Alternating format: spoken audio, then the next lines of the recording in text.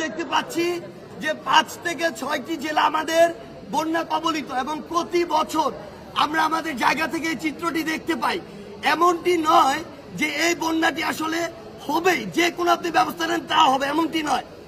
আমাদের উত্তরবঙ্গের মানুষের প্রাণের দাবি। আমরা এই যে বিভিন্ন সময় বিভিন্ন সরকারের সহযোগিতা, ত্রাণ মন্ত্রণালয়ের সহযোগিতা, এইসব শুকনা খাবার ত্রাণ, এগুলো আমাদের প্রায়োরিটি না, কনসার্ন না, আমরা এগুলো নিয়ে চিন্তিত না। উত্তরবঙ্গের মানুষের একমাত্র চাওয়া এবং প্রাণের দাবি এই যে প্রত্যেক বছর বিভিন্ন সময় বিভিন্ন আঙ্গিকে এই যে বন্যাটি হচ্ছে, এটি তো নিয়ন্ত্রণ করার সুষ্ঠু একটি ব্যবস্থা করা সম্ভব। এই জন্য উত্তরবঙ্গের মানুষের চাওয়া, আমরা সুস্পষ্টভাবে একটি তিস্তার যে মহাপরিকল্পনা, সেই মহাপরিকল্পনাটি চাই এবং সেটির বাস্তবায়ন চাই। আমাদের জায়গা থেকে স্পষ্ট কথা, উত্তরবঙ্গের মানুষকে নিয়ে বিগত 16 বছরে অনেক খেলা হয়েছে, অনেক মূলা ঝুলানো হয়েছে। আমরা চাই না এই তিস্তা মহাপরিকল্পনাটি শুধুমাত্র কারো নির্বাচনী প্রচারণায় থাক, শুধুমাত্র মানুষের ভোট পাওয়ার জন্য বলা হোক।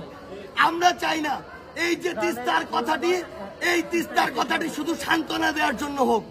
উত্তরবঙ্গের মানুষের প্রাণের দাবি, আপনারা আপনাদের জায়গা থেকে, আমাদের যে অন্তর্বর্তীকালীন সরকার, আপনাদের এখন আর ওই আওয়ামী দোসরদের মতো কোনো পিছু টান নাই, কারো সাপোর্টে আপনাকে ক্ষমতায় টিকে থাকতে হচ্ছে না। আপনাকে ক্ষমতায় বসিয়েছে বাংলাদেশের ছাত্র জনতা। এই জন্য পুরো উত্তরবঙ্গের মানুষের কথা চিন্তা করে যে এই দেশের সাথে যেভাবে চুক্তি করলে বাংলাদেশের স্বার্থের সাথে যায়, বাংলাদেশের মানুষের জন্য ভালো, সেই দেশের সাথে সেভাবে চুক্তি করে তিস্তার যে মহাপরিকল্পনা সেটি আপনারা বাস্তবায়ন করুন।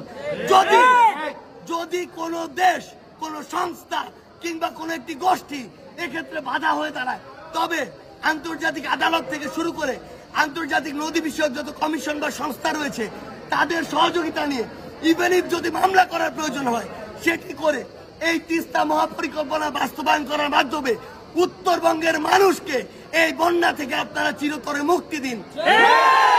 সবশেষে এক লাইনে একটি কথাই বলবো, উত্তরবঙ্গের মানুষের এই মুহূর্তে প্রাণের চাওয়া এবং প্রাণের দাবি উত্তরবঙ্গের মানুষকে চিরস্থায়ীভাবে বন্যা থেকে মুক্ত করার জন্য অতি দ্রুত সময়ের মধ্যে তিস্তা মহাপরিকল্পনার বাস্তবায়ন করতে হবে।